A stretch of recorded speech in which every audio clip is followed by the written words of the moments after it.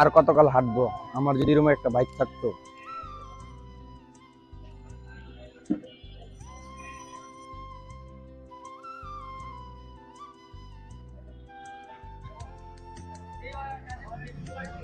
পাটা খালি সোজা হইলে লাইফ আর কিছু চাইতাম না, কিচ্ছু লাগতো না লাইফে। আসসালামু আলাইকুম, কেমন আছেন সবাই?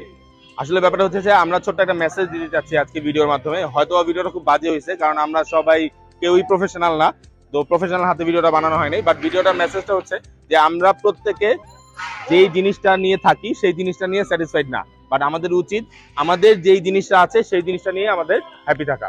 আল্লাহ আসলে আমাদের প্রত্যেকের রিজিকেই রেখে দিয়েছে যে আমাদের কপালে কি আছে কবি নাই। সুতরাং কি নাই সেটা নিয়ে আফসোস না করে আপনার নিচে দেখুন আপনি অন্যের চাইতে কত ভালো আছেন। আপাতত আমি হাসান সিতু আপনাদের কাছ থেকে বিদায় নিচ্ছি। আল্লাহ হাফিজ।